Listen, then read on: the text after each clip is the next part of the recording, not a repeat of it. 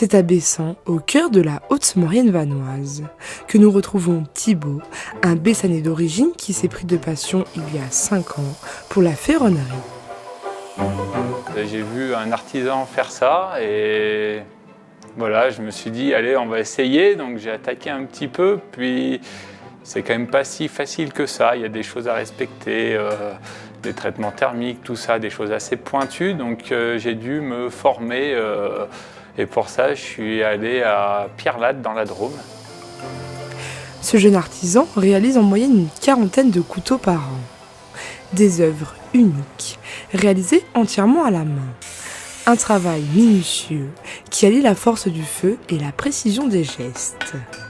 Ce passionné nous offre quelques minutes de son temps précieux afin de nous faire découvrir les secrets de son métier.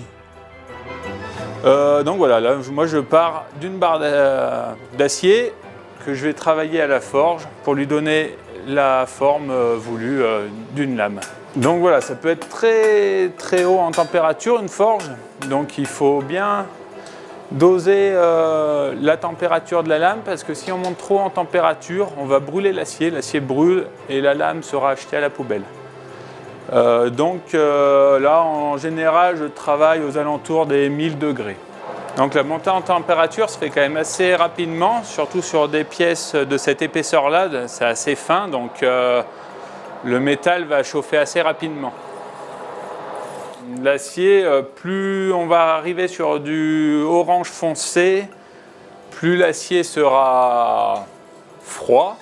Plus on va arriver sur quelque chose d'assez clair, plus l'acier sera haut. Donc là, je commence par forger la pointe du couteau. Voilà, je donne la forme de la pointe. C'est ça la différence entre un couteau forgé et un couteau industriel, c'est que là, je travaille l'acier pour lui donner une pointe, alors qu'un couteau industriel, on va couper la barre d'acier et il n'y aura pas les fibres qui vont se guider jusqu'à la pointe, donc ça va donner un couteau un peu moins résistant si on travaille par enlèvement de matière, par découpage. L'acier, quand il est froid, il ne se travaille pas, il est dur, donc on est obligé de le chauffer pour pouvoir le travailler plus facilement. J'ai déjà affiné un petit peu cette partie qui va être le futur tranchant de la lame, ce qui va me permettre de gagner du temps pour la prochaine étape qui se fait au backstand, car il y aura déjà de la matière entre guillemets en moins. Je ne l'ai pas vraiment enlevé, je l'ai juste étiré un peu plus pour que ça soit plus fin sur le tranchant que sur le dos de la lame. Donc là, la partie de la lame est terminée. Je vais commencer à dessiner le manche du couteau. Donc là, on peut commencer à voir le premier décroché que je vais continuer d'amincir ici pour donner le manche qui sera derrière donc la lame.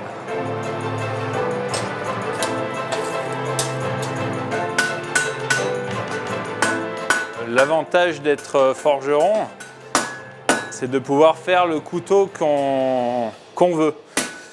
Moi, je fais que des pièces uniques. Chaque couteau aura une forme différente. Là, j'ai fini l'arrière du manche, donc il a la forme arrondie que je voulais lui donner. Là, je vais essayer juste de finir un petit peu la forme du couteau pour lui donner le dos bien droit. Donc, je vais remonter légèrement la lame. Après, je vais bien l'aligner pour qu'il soit bien droit. Un beau couteau, donc un beau couteau doit être vraiment aligné du manche jusqu'à la pointe de la lame. Donc voilà, mon couteau est parfaitement aligné. Là maintenant, je vais le marquer de mon empreinte, qui est la tête de bouquetin.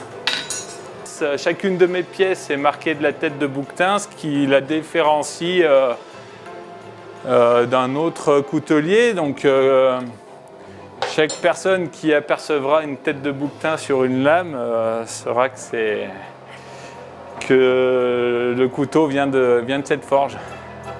Je vais procéder à la normalisation.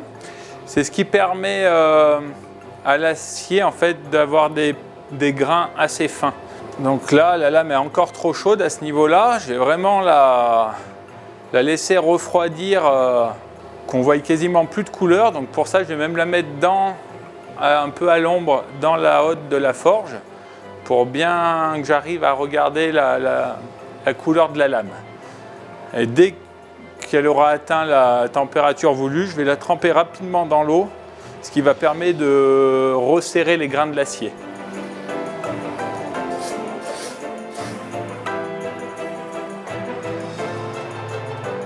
Voilà, et là je vais la remettre dans le feu jusqu'à la température de trempe, qu'on appelle rouge cerise. Et dès que j'aurai atteint la bonne température, qui s'atteint que à la montée,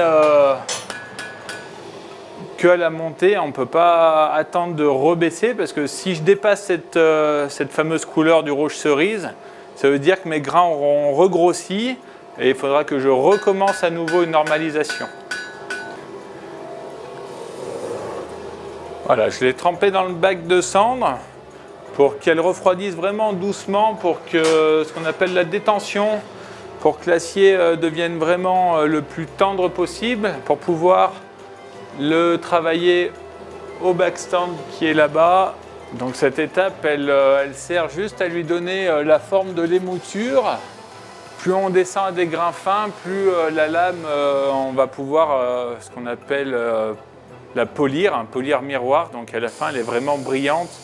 Ah non, là il n'est pas coupant, on peut voir sur le dessus, là je lui ai encore laissé quelques millimètres, environ 2 mm sur le tranchant, pour qu'une fois que je vais le tremper, ça évite de voiler la lame. Au moment de la trempe, il faut qu'il n'y ait vraiment aucune... on ne peut plus revenir sur la lame en fait. Il faut vraiment que toutes les opérations soient faites. Donc là, c'est une étape qui se fait assez rapidement. Dès que je vois dans le foyer de forge que la lame est bonne, très rapidement, je vais la sortir pour la plonger dans l'huile. On a beau avoir un beau couteau, une belle forme, une belle lame. Si elle est mal trempée, dès qu'on va utiliser le couteau, en fait, il va se désaffûter très rapidement. Si la lame est bien réalisée, le tranchant durera plus dans le temps. Donc là, à ce stade-là, la lame est cassante comme du verre. Elle est trempée, mais il va falloir maintenant la détendre un petit peu. Donc pour ça, moi, j'utilise une méthode un peu à l'ancienne.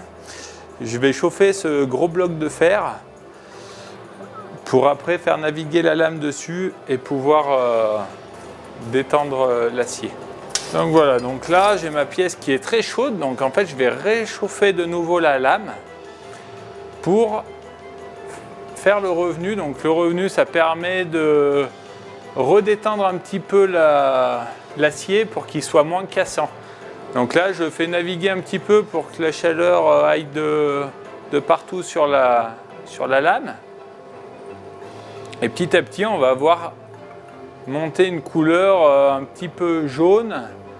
Et si on insiste trop, ça peut monter jusqu'au violet, même bleu. Je vais juste faire revenir le bleu au bout de la pointe du couteau, comme ça, si son futur propriétaire le fait tomber, ce qui peut arriver, ça évite que la pointe casse, elle va plutôt tordre.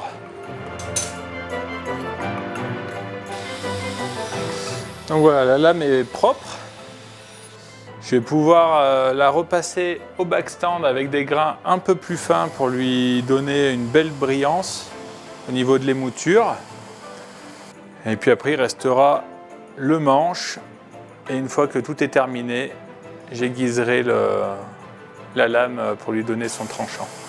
Donc voilà, là on va faire la dernière étape d'un couteau quand vraiment tout est terminé, qu'il n'y a vraiment plus à le toucher, que l'étui est fait s'il y a besoin.